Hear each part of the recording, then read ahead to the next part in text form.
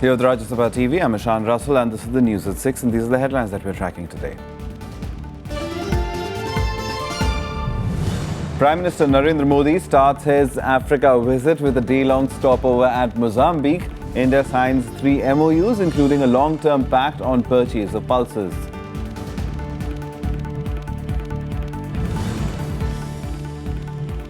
Bangladesh asks India to examine speeches of controversial Mumbai-based preacher Zakir Naik, NIA to probe if Naik's preaching influenced terrorists.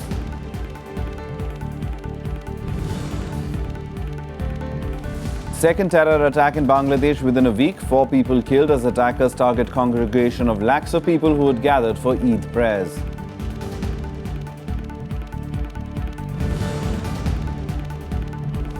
And the US sanctions North Korean leader Kim Jong-un personally for the first time, charges him and 10 other officials with committing human rights abuses, including extrajudicial killings, torture and forced labor.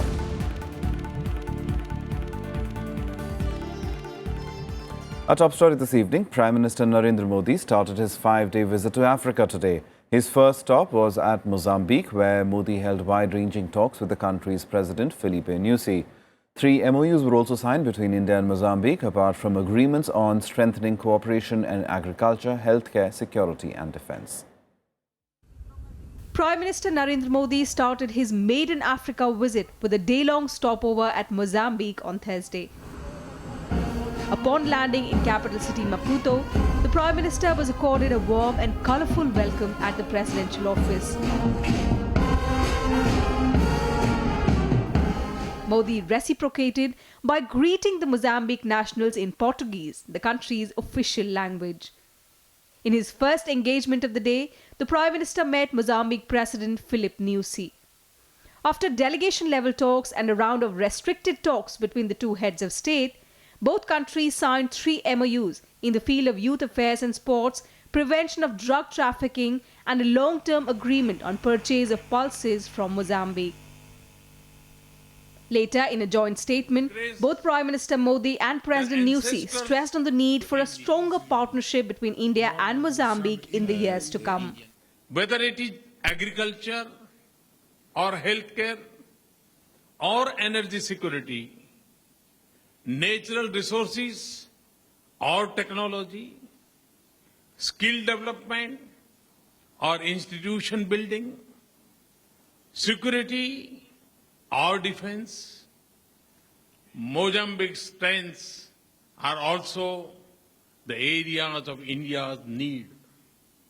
And what Mozambique requires is available in India. We complement each other. Both leaders also agreed to bolster defense and security relations against the backdrop of rising incidents of terrorism. Modi described terrorism as the gravest threat facing the world today.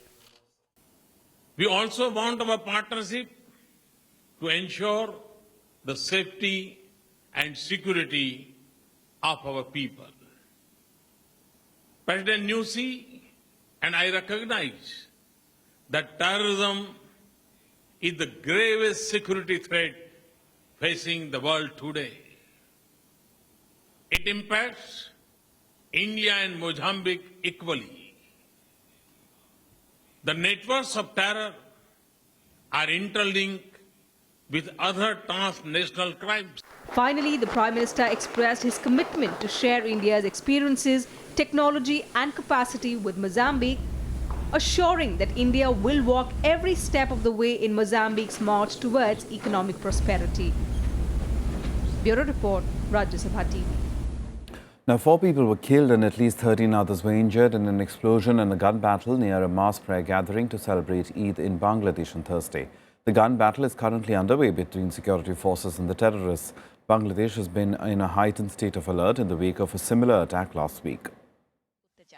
A second attack in Bangladesh within a week, and it came as lakhs gathered for Eid prayers. Terrorists attacked a police post in Kishoreganj town, about 140 kilometers from capital Dhaka. They hurled small bombs, following which there was an exchange of gunfire.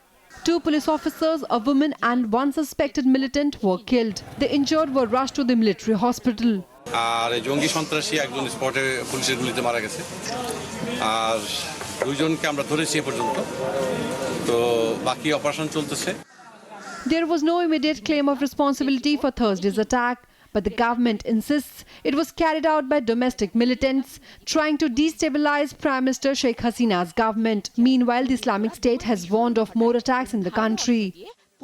It's quite, I would say, pitiable and shameful because these people not only carried out these acts during the Ramzan month but also on the festive occasion of Eid. Having said that, I would say that these are not good signs for India. Bangladesh has to realize that it has been engulfed by terror. ये दुर्भाग्यपूर्ण है जी terror is terror terror is terror it has no religion it has no reason it's a threat to the humanity हम बहुत strongly इसको condemn करते हैं ऐसे लोगों के और ऐसे लोगों के खिलाफ जो आतंक फैलाते हैं हमारे देश में या देश के बाहर उनके खिलाफ तो सब दुनिया को खड़ा होना चाहिए और खड़ा हो रहे हैं India will send a special team of NSG bomb experts to Bangladesh to analyze and study the bombings and the recent terrorist siege at a Dhaka restaurant last week. Bureau Report, Rajya Sabha TV. Now, Bangladesh has asked India to examine the speeches of controversial Mumbai-based preacher Zakir Naik after reports of the 2 of the 7 terrorists at the Dhaka cafe last week were inspired by him. Bangladesh Information Minister wrote to Indian High Court, already there are certain complaints from the Maulanas of Bangladesh that is Naik's teachings are not in line with Quranic teachings and Hadith. I also request the Indian government and Information Minister that they examine the context of Dr. Naik's teachings. The minister said that an investigation is on to see how much Naik's preaching had influenced the terrorists. One of the Dhaka attackers, suspected to be Rohan Imtiaz, the son of a politician of Bangladesh's ruling Awami League, ran a propaganda on Facebook last year quoting 50-year-old Naik, a doctor and an Islamic televangelist. Bangladeshi newspaper The Daily Star reported this. When the report first emerged, the Indian government said, "We do not ban individuals, we ban organizations." Now, Prakash Javadekar took charge of the Human Resource Development Ministry on Thursday. The former Environment Minister promised to convert the challenges into opportunities. Javadekar, who had earlier independent charge as a Minister of State, was the only minister promoted to cabinet rank in the recent cabinet reshuffle. Terming education as the biggest tool for change, Human Resource Development Minister Prakash Javadekar reinforced the centre's commitment to ensure delivery of quality education to all. Javadekar asserted education was just not about employment, but also about instilling values and character building. मानव संसाधन का विकास करना यानी अच्छी शिक्षा देना, गरीबों को शिक्षा के आधार पर ही उनके जीवन में परिवर्तन होता है, तो उनको अच्छी गुणवत्तापूर्ण शिक्षा मिले, यही हमारा मेन मिशन रहेगा. The HRD minister also said that the new education policy needed to become more relevant and student-centric. He also sought cooperation of states to make education more meaningful. वो शिक्षा जो है वो अच्छी गुणवत्तापूर्ण मिले, इसके लिए सभी राज्यों को प्रयास करने हैं. हम तो राज्यों को मदद के लिए तैयार हैं, तो राज्य हमारे बराबर के भागीदार हैं.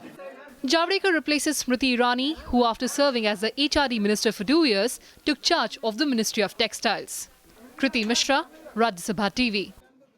Now, in an attempt to find a permanent solution to the ongoing fishermen issue between India and Sri Lanka, both nations have agreed to hold a meeting between the Ministries of Fisheries. The decision came after External Affairs Minister Sushma Swaraj met Sri Lankan Minister for Development and Strategy and International Trade. During the meeting, Swaraj emphasized the urgency to find a permanent solution to the issue. Both leaders agreed to hold the meeting at the earliest. Meanwhile, 16 Tamil fishermen were arrested by the Sri Lankan Navy while fishing in international waters. The number of fishermen arrested for allegedly fishing in Lankan territorial waters has gone up to 44 since the 3rd of July. Chief Minister Jayalalitha wrote to Prime Minister Modi urging him to take steps to secure the release of 80 Indian fishermen and boats seized by the Lankan Navy. ராமேஸ்வரத்திலிருந்து மீன்பிடிக்க சென்ற 16 மீனவர்களையும் 3 விசைப்படகுகளையும் இலங்கை கடற்படையினர் இன்றைக்கு கைது செய்து காங்கேசன்துறை கடற்படை முகாமில் வைத்து விசாரணை செய்து இலங்கை சிறையில் அடைத்திருக்கிறார்கள். இப்படி தினசரி மீனவர்களை இலங்கை கடற்படையினர் கைது செய்வது என்பது தொடர்ச்சியாக நடக்குது. நேற்று கூட நாகப்பட்டினம் மீனவர்கள் 17 பேரை கைது செய்திருக்கிறாங்க. Some other national news updates now nationwide.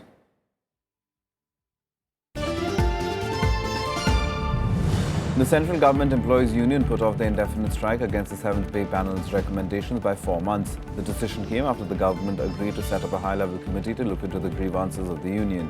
The strike was slated to start from the 11th of July. Principal Secretary to Delhi Chief Minister Arvind Kejriwal, Rajya was suspended following his arrest by the CBI in connection with the corruption case. He was called along with Arun Sharma, a Deputy Secretary in Kejriwal's office, besides 3 other persons for questioning at the CBI headquarters on Monday morning. Union Ministers Nitin Gadkari and Uma Bharti launched the Namami Gange project in Haridwar today. The flagship program of the Modi government envisages modernization of ghats, crematoriums and development of sewage infrastructure, among others. The government will launch some 300 Namami Gange projects in Uttarakhand, Uttar Pradesh, Bihar, Jharkhand, West Bengal, Haryana and Delhi.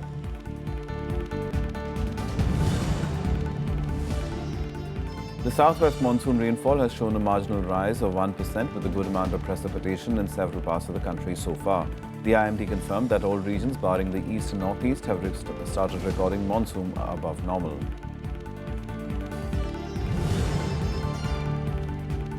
Maharashtra Chief Minister Devendra Fadnavis is all set to expand his cabinet tomorrow. The government will fill up portfolios left vacant after the resignation of Eknath Khadse over corruption charges last month.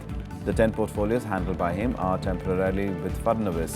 The Fadnavis government, which has 19 cabinet ministers and 10 ministers of state, has 14 more berths to fill. Time for us to take a short break. Lots more on the other side. Do stay tuned.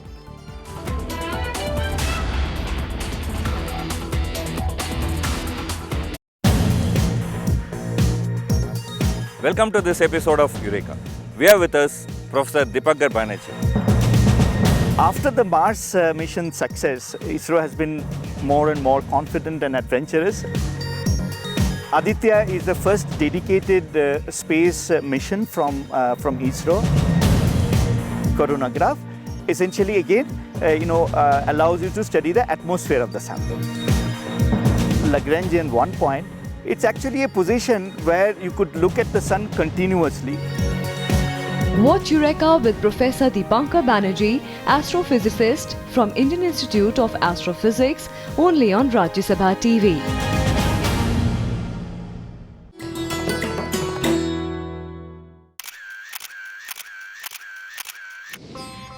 Hemkund Sahib, sacred shrine of the Sikhs, widely acclaimed for being the highest in the world, located in the Himalayas at an altitude of 15,200 feet.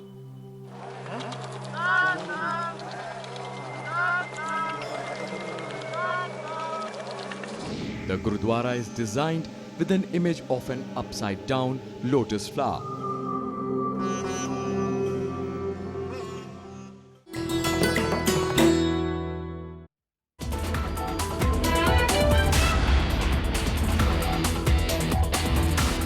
Welcome back. You're watching the news at 6. Some international news now. And the United States has sanctioned North Korean leader Kim Jong-un for the first time, accusing him of human rights abuses. 10 other top North Korean officials were also blacklisted. While North Korea is already under an extensive sanctions regime for its nuclear activities, analysts see the latest move as an escalation of US efforts to isolate the nation. North Korean leader Kim Jong-un was sanctioned personally for the first time by the United States for human rights abuses against North Korean people. The Obama administration slapped sanctions on Kim and 10 other officials for crimes including extrajudicial killings, torture and forced labor.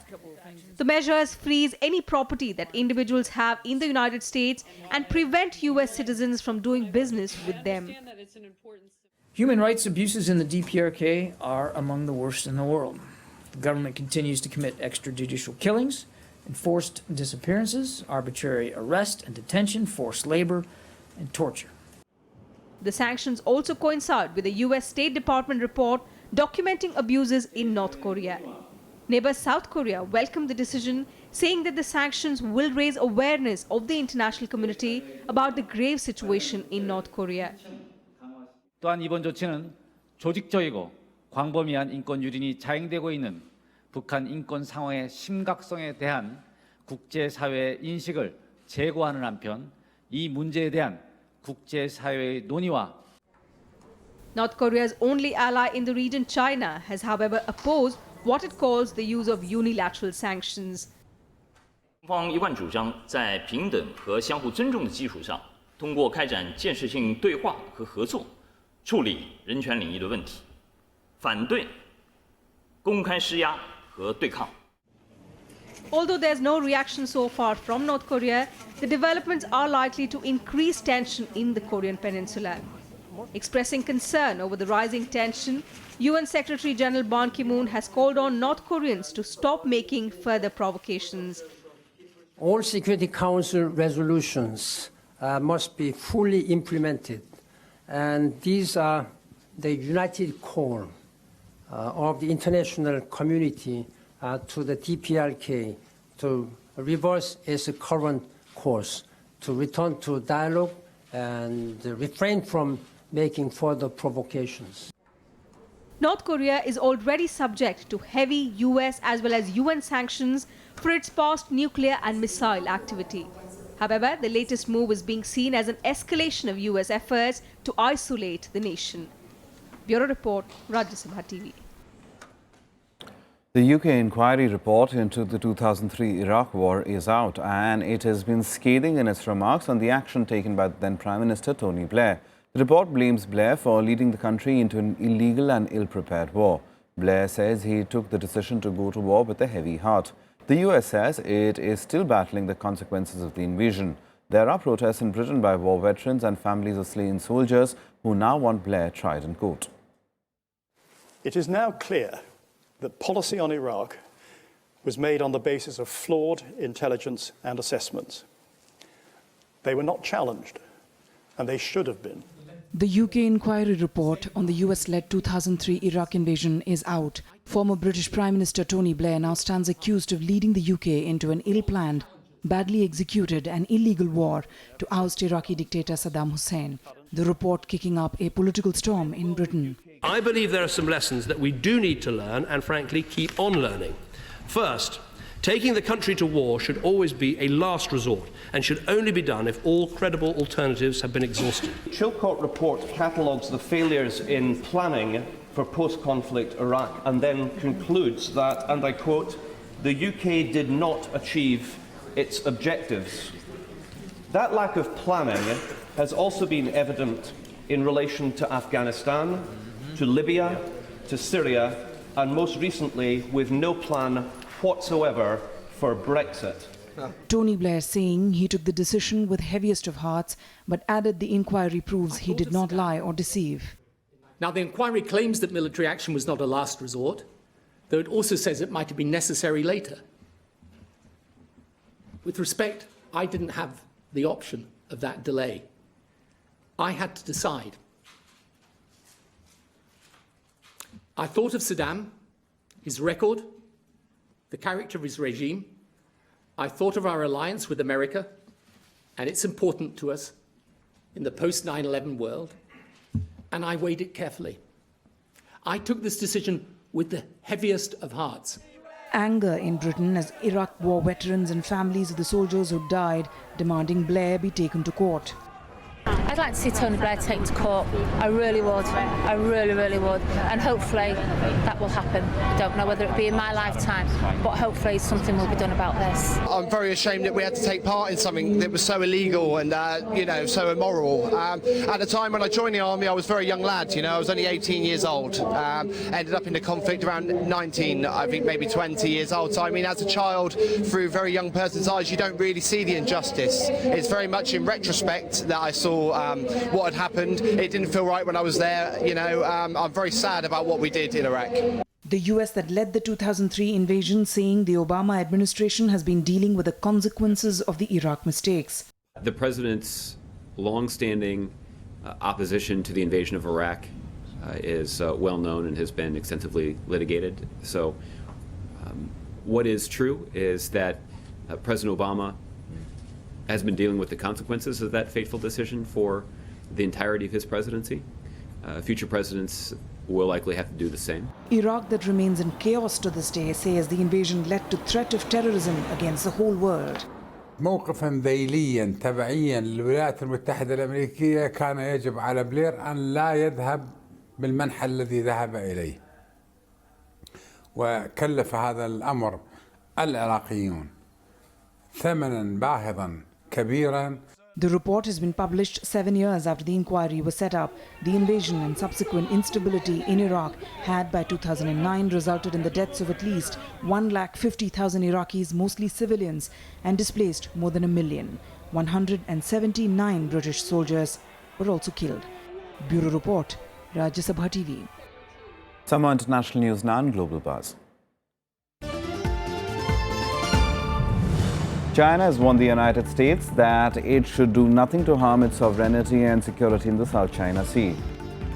Chinese Foreign Minister Wang Yi told John Kerry about its promises and not to take sides in the dispute. Earlier, China claimed that Prague's arbitral tribunal had no authority to deliver a verdict on the South China Sea case. It also rejected any proposals or solutions offered by any third party. The verdict is due on the 12th of July.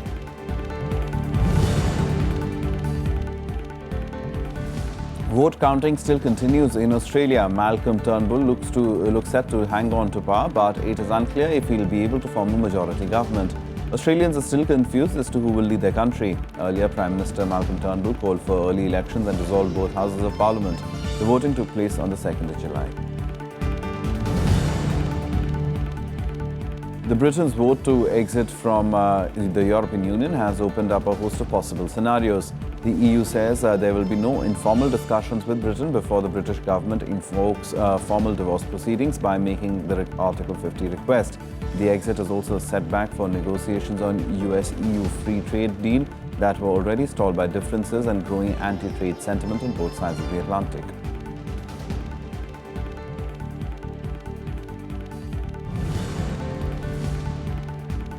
"600 acres were destroyed due to massive wildfire in Nevada on Wednesday. Firefighters are struggling to control it through airplane, tankers and helicopters. No evacuations were ordered till now.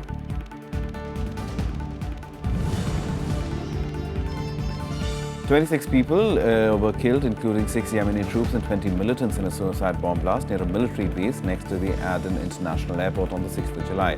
The attack comes at a time when the attack happened when the attacker blew himself and their cars, followed by their armed militants, storming the Solaban base.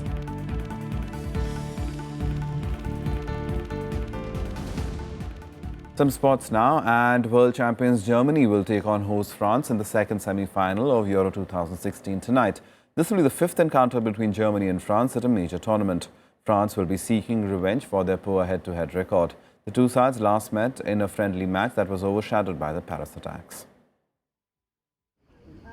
World champions Germany will take on hosts France in the second semi-final of the Euro Cup Championship on Thursday. This will be the fifth encounter between the two sides at a major tournament, but the first in the European Championship. France, who only won the first meeting at the World Cup in 1958, will be seeking revenge for World Cup semi-final losses in 1982 and 1986, and most recently a 1-0 quarter-final defeat at the 2014 World Cup in Brazil.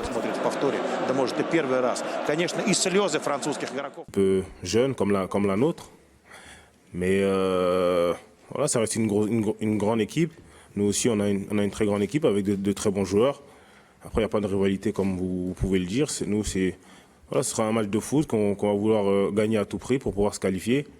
However, despite being the world champions, the Germans regard France as a strong opponent. Ich glaube, Frankreich hat die beste Chancenverwertung. Ja.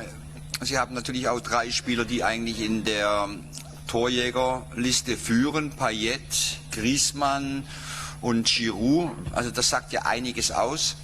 Und von daher denke ich mal, dass die Franzosen morgen schon auch mit aller Wucht. Lowe also confirmed that Bastian Schweinsteiger will lead Germany in the semi-final clash. Nee, er kann schon mitmachen, natürlich. Er hat heute Morgen trainiert, keinerlei Beschwerden gehabt. Wir haben gestern mit ihm ja auch individuell trainiert. Und die Verletzung ist so gut wie auskuriert. Und ich glaube, er hat auch gegen Italien gezeigt, dass er schon auch diese Physis hat und diese Kraft hat, eben auch von Anfang an zu spielen jetzt. The world champions are missing Khedira and Gomez due to injury, while defender Hummels serves a one-match suspension after picking up 2 bookings. The winner will face Portugal in the finals. The Portuguese defeated Wales 2-0 in the first semi-final at Lyon on Wednesday. And Portugal go in front. Bureau Report, Rajya Sabha TV. Time now for some more sporting action in Sports Beat. Indian shuttlers continue to shine in the US Open badminton tournament. 6 of them advanced to the singles pre-quarterfinals today. 6th seed B. Sai Praneeth edged past Canada's B.R. Sankirath 21-15, 21-7. While 5th seed H.S. Pranoy brushed aside Ireland's Joshua Maggie 21-9, 21-8 in a lopsided contest. Prathul Joshi disposed of the Czech Republic's Milan Ludic 21-18, 21-13 and will fight it out against fellow Indian Anand Pawar, who defeated Austria's David Obernosterer 21-12, 21-9 in another match. Gymnast Deepa Karmarkar became the first Indian to be certified as a world-class gymnast by the Fédération Internationale de Gymnastique on Wednesday. She is also the first ever Indian female gymnast to qualify for the Olympic Games. Karmarkar, who hails from Tripura, had earlier won a bronze medal for India at the 2014 Commonwealth Games.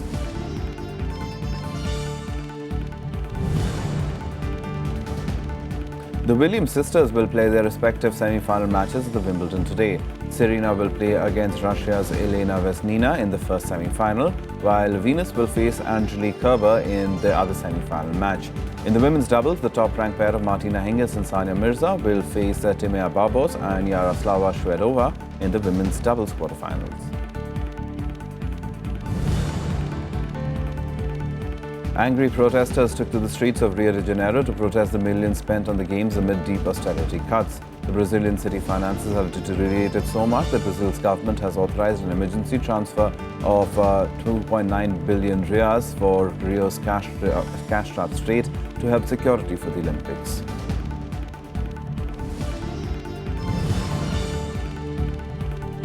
The Court of Arbitration for Sport, or CAS, heard appeals against the doping bans imposed on Russian weightlifters by the International Weightlifting Federation on Wednesday. Russian world weightlifting champion Alexei Lovchev, who faces a ban of 4 years after facing a doping test, was present for the hearing. Well, that's all from us, and a very happy Eid Mubarak from our entire team over here. Thanks so much for watching.